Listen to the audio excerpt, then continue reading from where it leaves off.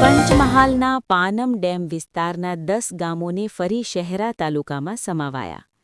શહેરા તાલુકાના પાનમ વિસ્તારના બોરિયા સહિતના 10 ગામોને મહીસાગર જિલ્લાના નવનિર્મિત ગોધર તાલુકામાં સમાવવાના નિર્ણયનો અંતે સુખદ અંત આવ્યો છે. લાંબા સમયથી ચાલી રહેલા વિરોધ અને ગ્રામજનોની લાગણીને માન આપી રાજ્ય સરકાર દ્વારા આ 10 ગામોને પુનઃ શહેરા તાલુકામાં જ યથાવત રાખવાનો નિર્ણય લેવાયો છે. આ મહત્વના વહીવટી ફેરફારને પગલે પાનમ પંથકના ગ્રામજનો અને સરપંચોમાં હર્ષની હેલી જોવા મળી રહી છે. પોતાની રજૂઆત સફળ થતાં ગ્રામજનોએ આ લડતમાં સહભાગી બનનાર ધારાસભ્ય જેઠાભાઈ ભરવાડનું ભવ્ય સ્વાગત કરી અભિવાદન કર્યું હતું. અગાઉ જ્યારે આ ગામોને નવા બનેલા ગોધર તાલુકામાં ભેળવવાની હિલચાલ શરૂ થઈ હતી ત્યારે સ્થાનિક જાગૃત નાગરિકો અને સરપંચોએ તેનો સખત વિરોધ નોંધાવ્યો હતો. ગ્રામજનોએ આ મામલે ધારાસભ્ય જેઠાભાઈ ભરવાડને રૂબરૂ મળી રજૂઆત કરી હતી કે ભૌગોલિક અને વહીવટી અનુકૂળતા મુજબ આ ગામો શહેરા તાલુકામાં જ રહે તે હિતાવહ છે. ધારાસભ્યએ ગ્રામજનોની રજૂઆતની ગંભીરતાને સમજીને રાજ્ય સરકારમાં આ મુદ્દે ધારદાર રજૂઆત કરી હતી અને ગ્રામજનોનો પક્ષ મજબૂતીથી રાખ્યો હતો. ધારાસભ્યની સક્રિયતા અને ગ્રામીણ સ્તરે થયેલા વિરોધને ધ્યાને રાખી રાજ્ય સરકારે આખરે 10 ગામોને ગોધર તાલુકામાં સમાવવાને બદલે શહેરા તાલુકામાં જ રાખવાનો આદેશ કરતા વિવાદનો ઉકેલ આવ્યો છે. પોતાના ગામો ફરી શહેરા તાલુકાનો હિસ્સો બનતા જૂનાખેડા, આસુંદરિયા, મોર, ઉંડારા અને રમજીની નાળ એમ કુલ 10 ગામોનો સરપંચો અને મોટી સંખ્યામાં ગ્રામજનોએ એકત્ર થઈ જેઠાભાઈ ભરવાડનું ફૂલહાર પહેરાવી સન્માન કર્યું હતું.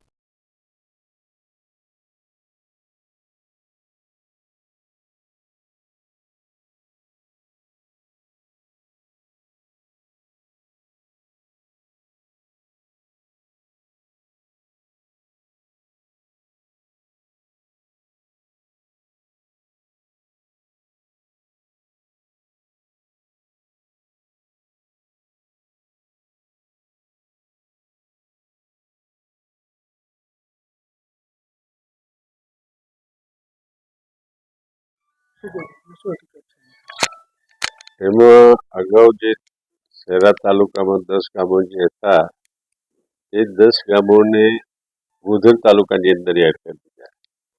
એક તો એ મહીસાગર જિલ્લામાં ગોધર તાલુકો બન્યો છે અને 10 ગામો જે છે પંચમહાલ જિલ્લાના શહેરા તાલુકાના મત વિસ્તારના ગામો હતા. તો જે તે વખતે જે લોકોએ બધાએ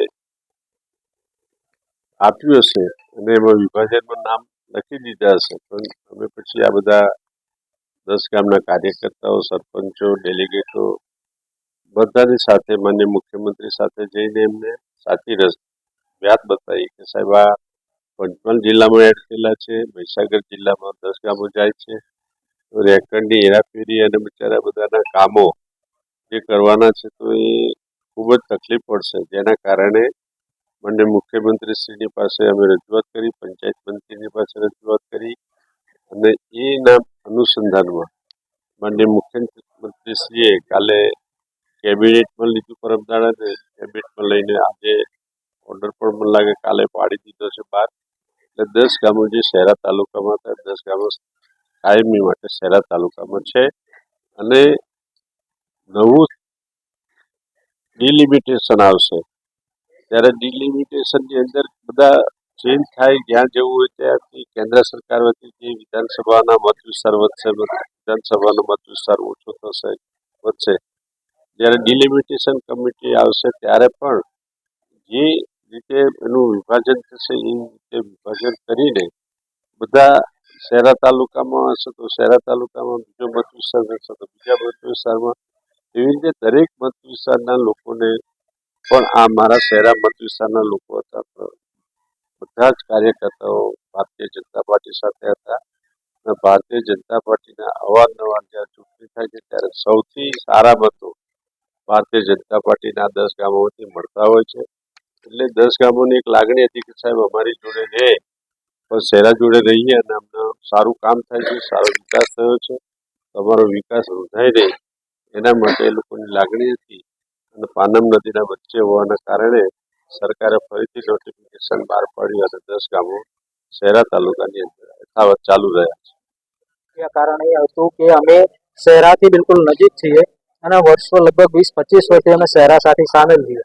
અહીંયા શહેરાનો નાતો અમારો એવો થઈ ગયો તો અમારી કોર્ટ કચેરી, પોલીસ સ્ટેશન, જીબી, બેંકો, શિક્ષણના ક્ષેત્રે બધા બાળકોને અહીંયા આવવા માટે સવલત છે અને બિલકુલ નજીક પડે છે. ત્યારે ગોધર તાલુકામાં જવા માટે વચ્ચેનો નદી અંતરાય આવે છે અને વચ્ચે જંગલ પણ વિસ્તાર છે, એટલે રાત્રે આવવા જવામાં પણ તકલીફ પડે. એના કારણોસર અમે અહીંયા રહેવા માંગીએ છીએ અને આ વિસ્તારનો વિકાસ એવો સારો થઈ રહ્યો છે. અગાઉ સંતરામપુર તાલુકામાં હતા ત્યારે અમારો 0 વિકાસ હતો.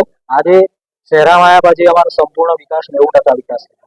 બાકીના જે કામો છે એ સાહેબે બોલડેરી આપી છે, એ બોલડેરીથી અમે કામો લેખિતમાં આપીશું ને અમારા કામો થાય અમારું લાગે. પગી ગમી છે દીપાભાઈ.